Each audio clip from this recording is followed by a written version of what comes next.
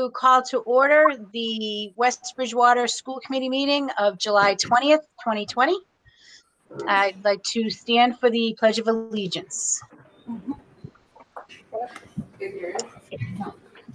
I pledge allegiance to the flag of the United States of America, and to the republic for which it stands, one nation, under God, indivisible, with liberty and justice for all.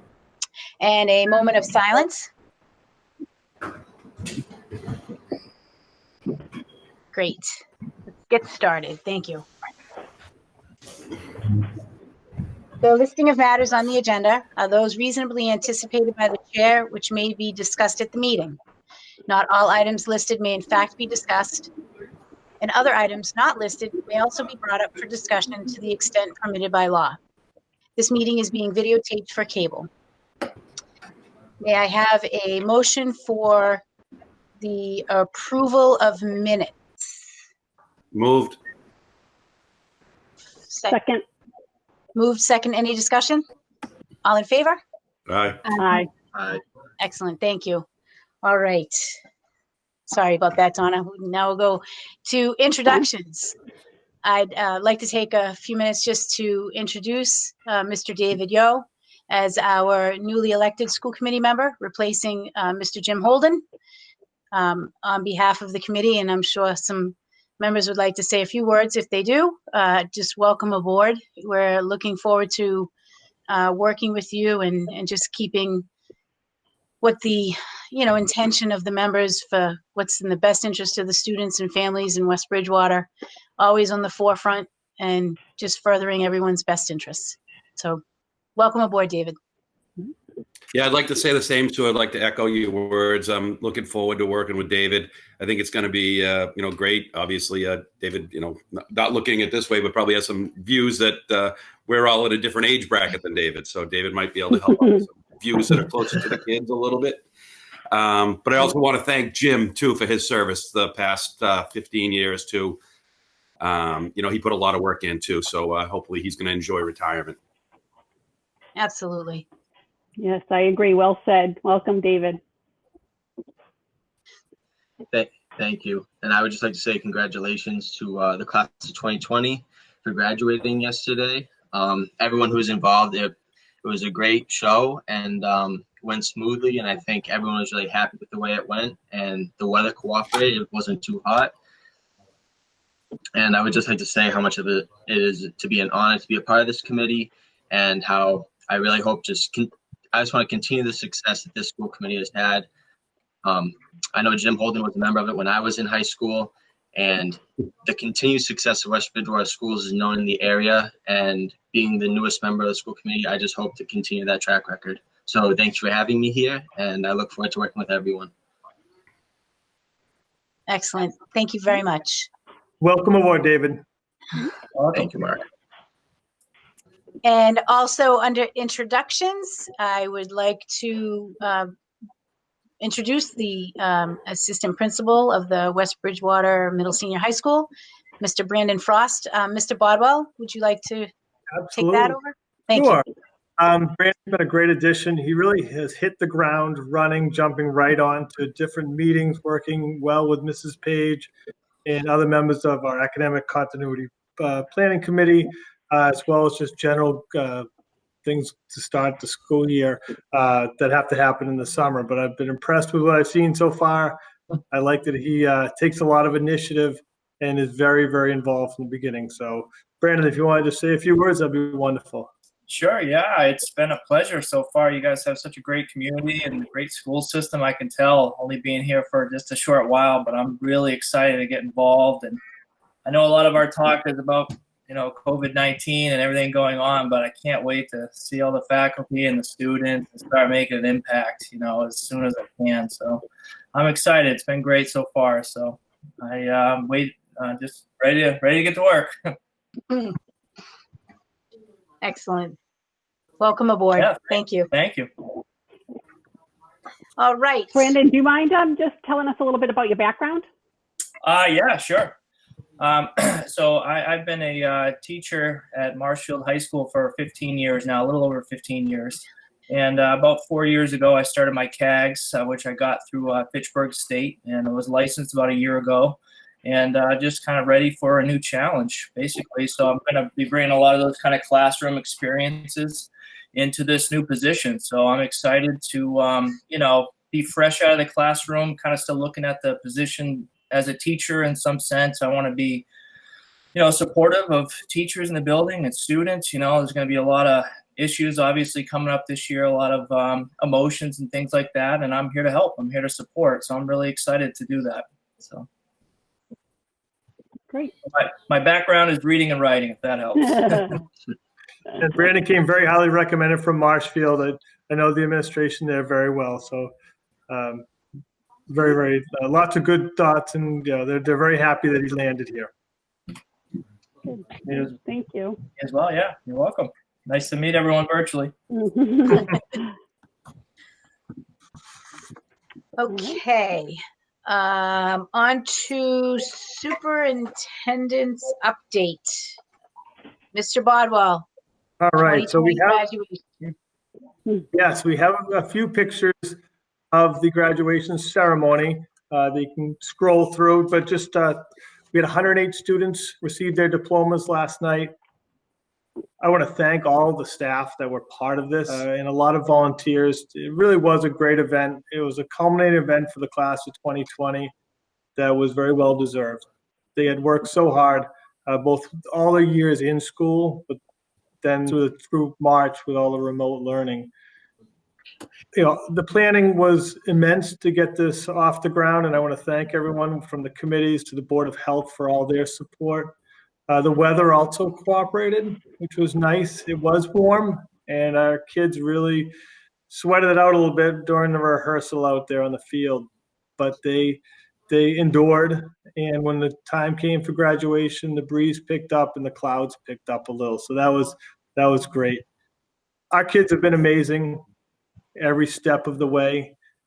They've done everything we've asked, and that goes back to the other events we had, such as the car parade, and any times that they came into the school to pick up their stuff. They always do what they ask, and so do the parents, and we appreciate that. We know a lot we put on the parents in terms of the expectations for the event, signing up, coming in one car, pre-registering, and so forth. So it took a lot to pull it off. And our speakers did a wonderful job. Every one of the speakers was unique and different, and they were very touching and thoughtful in their presentation. And a huge thank you to Dr. Oakley for coming back. I told a few people last night, we kind of treated this as a moment in time that we just kind of stayed in our old roles. And she was still superintendent, I was still high school principal, and that worked just fine for me. Because it was a perfect way to end the class of 20's time here at West Bridgewater Middle Senior High School. No one's ever going to forget the class of 2020 for all that they went through and all they endured. So it was my pleasure to send them off as my last graduating class. Yeah, I am just speaking as not only as the school committee member, but as a proud parent. I was impressed from the moment I walked into drove into the parking lot. The organization from the West Bridgewater Police helping and just directing, and the check-in table, Mrs. Macmillan and all the others, Stacy, everybody else. It was just a huge show of, as they say, it takes a village. And these kids, all of the kids and the families appreciated it. So and I've been getting all positive feedback, but just for me, myself in the moment, it's something I'll always remember. And I know my graduate is super proud, and he's, really, he was made to feel special. So that's a tribute to you, Mr. Bodwell, and all the other staff and Dr. Oakley. So thank you. And I just want to say again, from 7 a.m. on, we were setting up, but we had teachers come in. It was awesome to see teachers come early and putting the waters out underneath all the chairs for the guests and the students. And Julie Hamlin and her crew were amazing as we try to work through the nuances of how to set this up the first time. So big, you're right, big team effort. Sue, I just want to say thank you too. I mean, I had a daughter yesterday that graduated as well. Mark, fantastic job all the way through. You know, both my girls now have graduated, so I don't have anyone left in the school system, but I just can't thank the whole town, the whole school department for everything they've done for my family. It's been a terrific ride the past, 12, 14 years. Our pleasure. Okay, so on to Mr. Bodwell, Yes. the County, the CARES Act. Would you take a few minutes? Absolutely. I just want to provide you, the committee, and others with just some information on where we stand with the Plymouth County CARES Act. Plymouth County took the unique stance of taking money away from the state and holding on to it, which was about $90 million, and they dispersed that money to 27 cities and towns within Plymouth County. That $90 million is going to be distributed over two time frames, but in the first time frame, there's 3 different phases of support. So the funding was designed for purchases related to COVID-19 expenses. Now, the money goes directly to the town, so the town will accept the money, and then the town has to put in for reimbursement for COVID-related expenses. The money is available from this past March 1st through December 31st, so there is a finite time that the money is available. Like I said, there's 3 funding cycles, which equals out in Plymouth County in the first cycle, or the first go-around, about $50 million. Of the 3 phases, the phase 1 for West Bridgewater was based, and all of Plymouth County is based solely on population, and that was about $318,000. Phase 2 is split up 60% on population and 40% on the number of COVID positive cases within that city or town. And that equals out to about $347,000 for West Bridgewater. And the third phase is based on our elderly population, as well as total population. That's a much smaller amount across this county, and that's about $70,000. So the total amount in this first group of money is about $738,000 for the town of West Bridgewater, with future funding from Plymouth County of about $40 million set to be, we'll get notified later at a later date for that. To date, the schools and the town have put in for reimbursement, so that's good. And we have a second round of supplies coming. So the school system is currently putting together a priority list of items for reimbursement. What are some of the things that we're purchasing through the CARES Act? Chromebooks and chargers and cases, so we've been able to send Chromebooks home with students, whether we're in a remote learning or maybe in a hybrid model, and also to replace some of the Chromebooks that may have been damaged, or they're a little bit older anyhow as they went home this past spring. Hovercams for each of the classrooms. We feel that it's going to be a good way to provide information out to the students and families. A number of different PPE orders, both for personal protection and also for maintenance for the building setup. Microphone systems for all the classrooms. If teachers are teaching using masks, we know that the sound may be affected, so we're ordering sound systems for each of the classrooms. Lots of general funding for cleaning supplies. We've put in orders at each of the schools for more furniture, desks, and chairs, so we can turn more common spaces into potential classroom teaching spaces. And we also need to, in some cases, replace tables with desks so we can increase the social distancing. And again, the administration is working with the business department to look at what our greatest needs are. To use this money responsibly that's given to the town. Okay, thank you very much. That was a great summary of a lot of information, a lot of numbers that, again, I think that was me. I don't know. Does anyone have any questions or Mr. Bottle, when was the timeline again for the next round of, I guess, expenses to submit? Or is it an ongoing process? It's ongoing. I think Mrs. Grant's on here. I know that she's the one who's taking all of the orders. Hi, yes, it is ongoing. And so we're gathering together that second group of orders that involve some additional Chromebooks, Hovercams, software, cleaning supplies, and just general sanitation supplies. And we'll be turning those over to the town probably in the next week. And just, I think Mr. Bodwell did note, but I wanted to make it clear, we share this money that was described with all the town departments. It isn't exclusive to the school department. Okay. I just wanted to add, I'm not really too sure if this would probably make some sense adding it at this discussion. The MASC is going to be hosting a virtual discussion, and it's titled District Reopening Plans. So that's going to be on July 23rd at 6 p.m. So I do plan on attending that or signing up and kind of attend that virtual discussion and see where the MASC, what their perspective is, any guidance or direction that they can obviously offer. And once I saw that. I saw that email today too. That's funny. And I checked my calendar and I'm free as well. So I was planning to sit in on that as well. Perfect. Because I was going to say, anyone interested, I can still forward the link to everybody. And if you can attend, that would be great. So it'll be interesting to see. I'm wondering if they're going to have any kind of discussion about, with respect to, anticipated costs, which I'm sure they will be, but I just wanted to put that out there. So it'll be interesting to see. And that's again on July 23rd at 6 p.m. And just to add that there are potential additional costs that we're going to look at.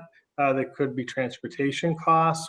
I'll talk a little bit more about that later, but there's always a potential for that when we look at our busing, and also personnel. We'd have to look at staffing issues as well. So things that potentially would fall under the Plymouth County CARES Act are things that we'll consider. So really everything is on the board for us.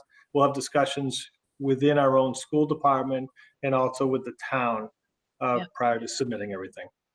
Okay. So I guess that's probably a great segue then, Mr. Bodwell, for the discussion of the academic continuity subcommittee update. Yes. Our ultimate goal is preparing curriculum instruction plan that is classroom worthy and remote ready. So that's kind of been the charge of this committee. And I got to thank all members of the committee. It's been ongoing for weeks now, and we've been slowly adding different people into the mix. I think we wanted to get a solid foundation of where we stand. I think what's always been very successful with West Bridgewater in terms of forming committees or having groups, people work very well together and they collaborate very well. So this group is made up of administrators, our business manager, our director of student services, school committee members, a board of health member, teachers, nurses, special education teachers, secretaries, school psychologists. We have union representation, regular ed and special education parents. So it's a pretty comprehensive group. And again, the administrators continue to look to see if there are other niches or other groups that we need to include, because we're looking for good feedback, but we also want to have a good solid working group to come up with this plan. Just here were some of the key dates. July 31st is the first key date. That's when our preliminary reopening plan is due. There's two different parts to it. One is we provide information from our feasibility study. So we're going to provide information on what we can support here in the district. Some districts are saying that they can, under the current guidelines, support in-person learning, for example. And that's where you would state that. And we'll also give brief descriptions of our 3 reopening models. So we'll talk about what we feel we can do here in West Bridgewater for in-person learning, a hybrid plan, which would be in-person and remote learning, and a completely remote learning plan. So all those will be explained in the July 31st submittal to Department of Elementary and Secondary Ed. We're also going to need to describe how special populations will effectively be served in these 3 different models. So students with significant special needs and English language learners. We'll report out on that. The final submission date is August 10th, and that's when the comprehensive plan is due to the state. That will include a very detailed description of what in-person learning looks like, our hybrid learning model, and our remote learning model. It'll also include a letter from myself to the families of West Bridgewater. It will also detail information on out-of-school time plan, what before school and after school will look like for our students and families, the student supports and the professional learning that we're proposing, and a certification of health and safety requirements within the district. Okay. There's additional guidance coming, so we're still not fully informed. We were told initially that a plan would be put forth with about 85% of it prescribed by the state. So that has not yet happened. We're still kind of creating our own plan, and the template hasn't really been sent out or created yet. But we're still looking for additional guidance on transportation, how many students we can fit on the bus. I've met with Mr. Bill Lucini and Will Lucini and talked about that. So once we get more information, we'll be talking more about it. We're waiting for more information on athletics. Today they announced that they are delaying the start of any fall sports until September 14th. So that just came out recently. The potential to be more information on funding might be available. And we're also looking for stop and go procedures for positive cases of students and or staff in the building. So what that may look like and what their recommendations will be. What we're currently working on is, health and safety. We're looking at PPE for staff and for students when they come into the building in terms of providing masks and other protective care. Cleaning supplies and protocols, so we'll be writing those up in depth. Protective barriers that have already been installed in most of the offices within the district. And looking at the HVAC and the air handling equipment. Again, Julie Hamlin and her crew are doing a really good job making sure that we are well prepared with all health and safety. And the nurses are as well doing an outstanding job. We're looking at the spaces within the district. What spaces can be used within the building. Each of the principals, I've walked with each of the principals to see each classroom space and how it can be best utilized. We want to maximize all the learning opportunities for our students. We're looking at classroom spaces everywhere from the 3 feet to the 6 feet and actually in between. So what we will be doing is we're providing you with a classroom list of how many students can be in each classroom in the district. At 3 feet, at 5 feet, and at 6 feet, and how many desks we can fit. We're looking at the schedule for the district. Will we gain any days for teachers at the start of the year? They've said from the beginning that they're looking to potentially add some extra days to start so teachers can do more planning and meeting. There's a potential there could be some type of a delayed opening with that. And also there could be some potential in the talk through the MTA about a staggered start to the school year. In the schools, in terms of a schedule, we're looking at ways to minimize movements of students around the school, where students will stay in classrooms and the teachers will move to individual classrooms. We're looking to see how we can organize and plan for mask breaks. Right now, masks from pre-K to grade 1 are strongly encouraged, and grades 2 to 12 are required. So we need to build in some mask breaks. How we best come up with policies for use of hand sanitizer and hand washing, procedures for lunch, as well as procedures for arrival and dismissal. We're working currently on developing a professional development plan this summer with our teachers. Our director of curriculum, our principals, and the association are coming up with what PD opportunities will be best for our staff in the building. I know that the Teachers Association has looked at what their needs are. I've been meeting with them. We're going to look at ways to better provide information on Google Classroom, which we're proposing to use K-12. Distance learning opportunities for our staff to better prepare them for potential for distance learning. The use of the Hovercams in the classrooms for the instruction, how that can be best provide information, and the use of Google Meets like we're doing now, what other opportunities can there be for teachers so they're comfortable with that? And we're also looking at providing information on safety protocols. All of this PD that we do, we hope will either repeat or enhance when we're back at school. We usually traditionally have that one day for teacher orientation, teacher prep before we start. If we're granted additional days, then we'll properly use those PD days to prepare our staff for the start of the school year. So with that all being said, we have a lot of work to do. We've done a lot. I think that a lot has been accomplished. I think we've had the discussions, we're putting things down on paper.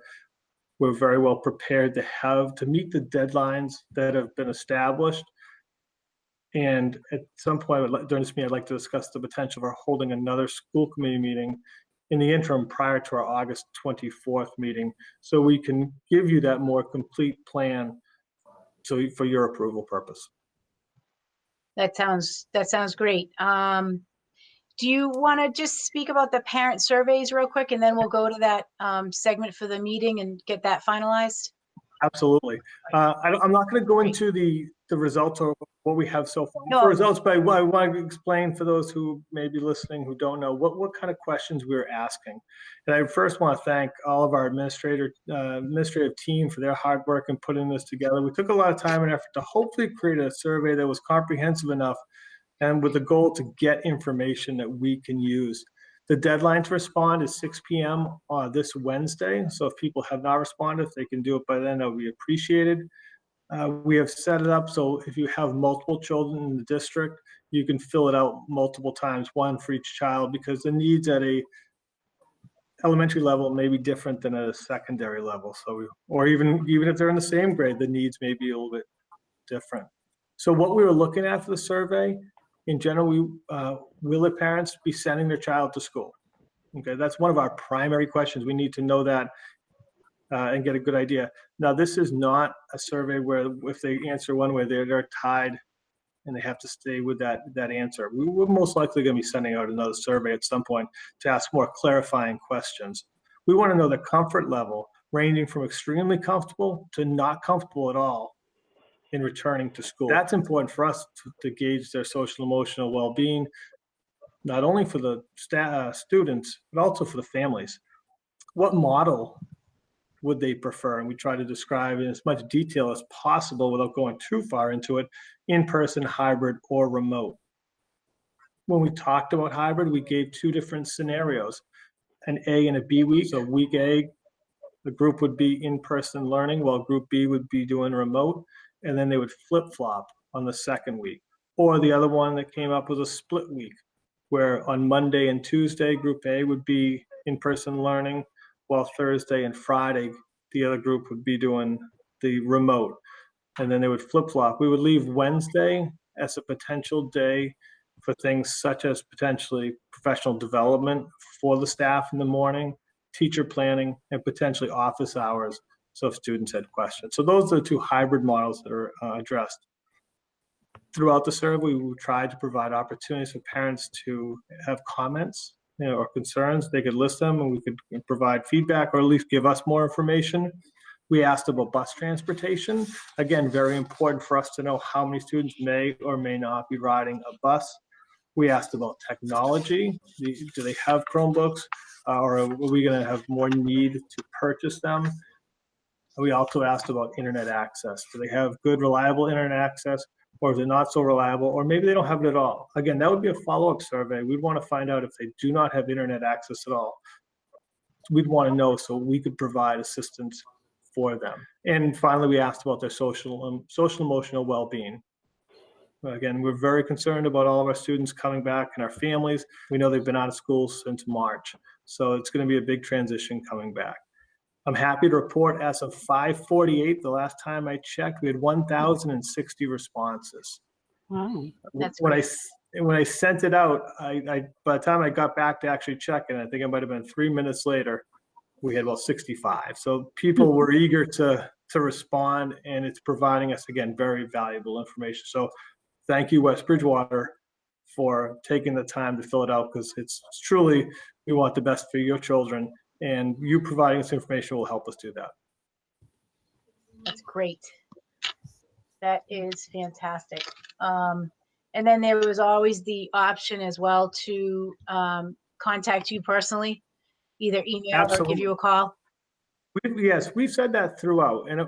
know that may be special circumstances, and if they want to reach out to their building principal to ask a question, or they can reach out to me. Again, we want to provide comfort, and we want to make sure they're comfortable in sending their child back, or knowing what we can do to best assist them. Okay.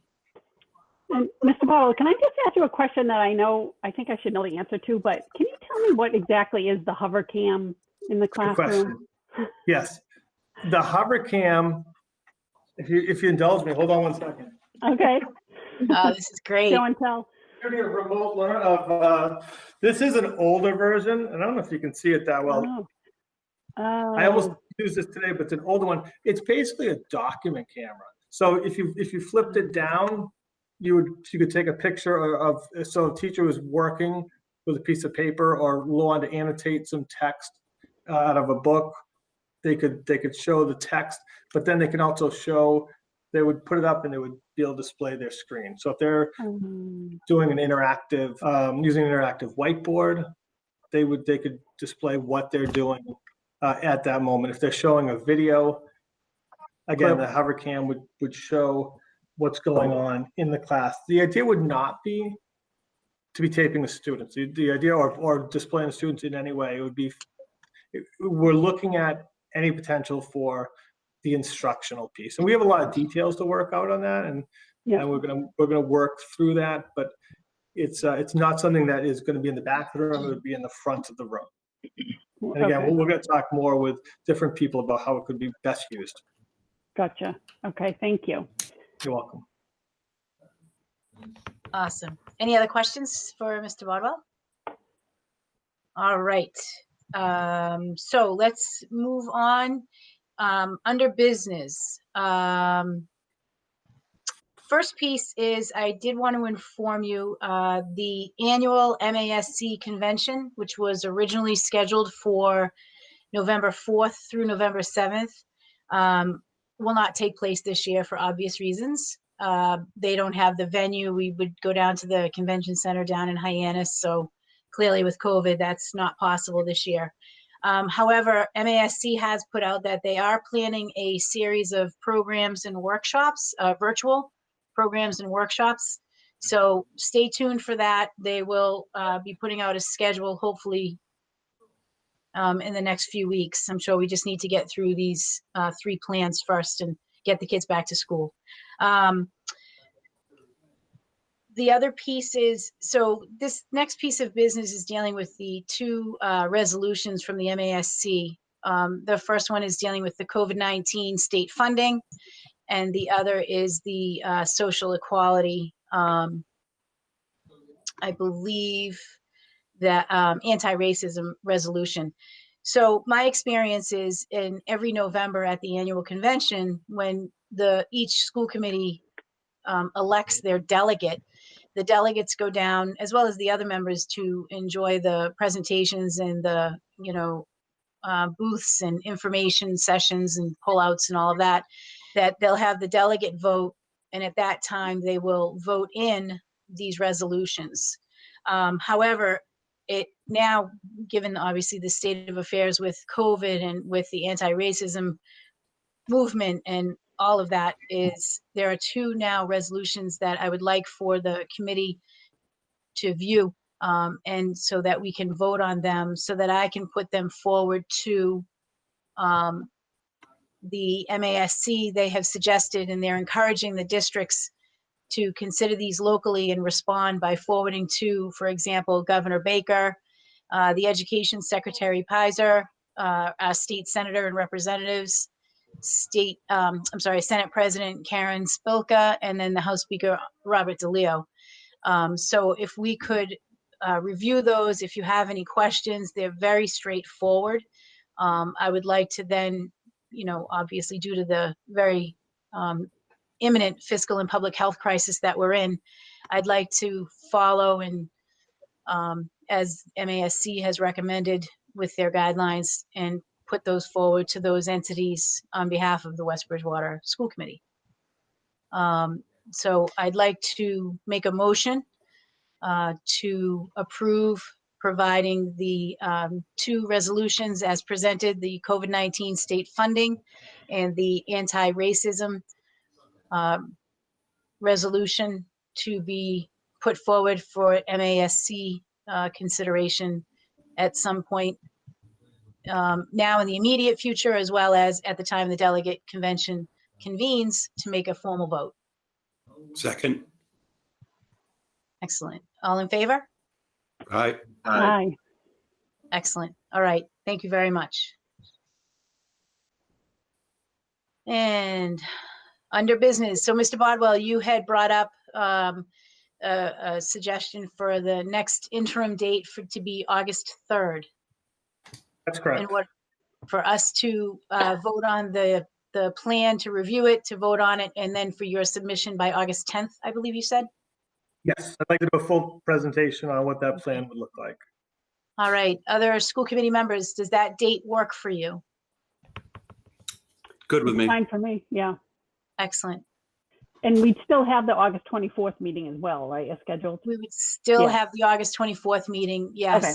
Yes. Yep. Even, so August 3rd, do we want it for 6 o'clock like tonight or 6:30?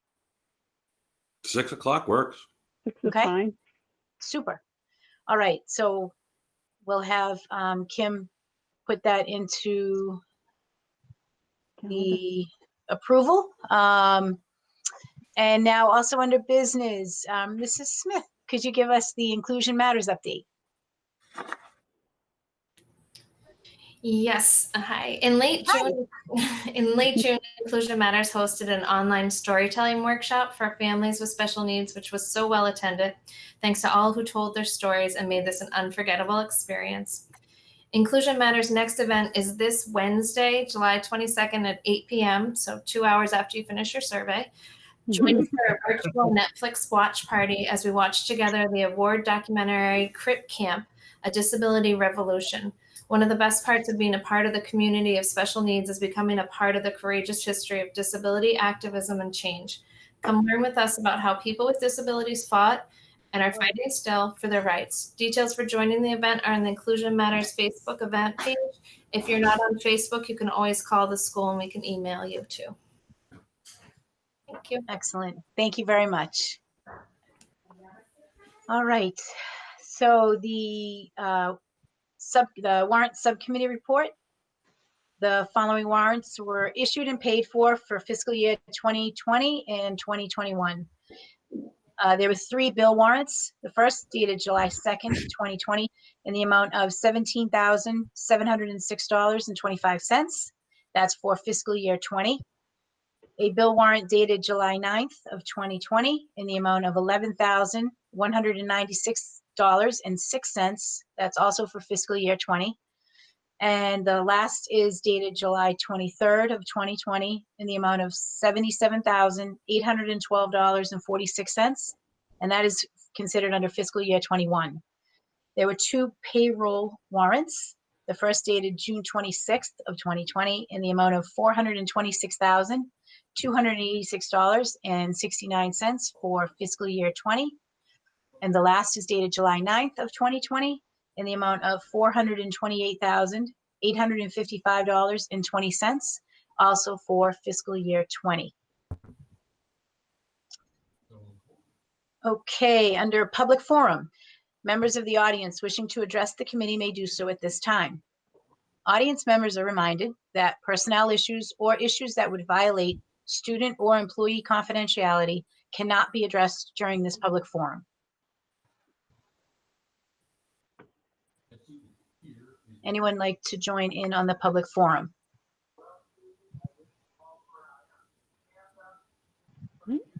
Okay. All right. Next regular scheduled school committee meeting is going to be Monday, August 24th at 6:30 p.m. Hopefully at the Middle Senior High School Learning Commons. And I would like to have a motion to adjourn. Sue, do you need to update that to Monday, August 3rd? We already did. We just voted it in. This is our next regularly scheduled one. Oh, okay. Yeah, Okay. August Okay. 3rd, and then we'll have the 24th. Okay. Okay. Sounds good. Okay. August 3rd again is at 6 p.m. August 24th will be at 6:30 p.m. August 3rd, do we want to have that virtual? Make Whatever sense? works. Whatever works. Yeah, we might as well. I think this works out well. I think so. I It mean, works I for don't me. I'm know. fine either way. Okay. All right. So Yeah. let's consider it. We'll hold it virtual unless there's something that changes in the meantime, and in person's better fit. Okay. All right. Excellent. Motion? Moved? Motion to adjourn second. Moved, seconded. Any discussion? All in favor? Aye. Aye. Aye. Aye. Excellent. All right.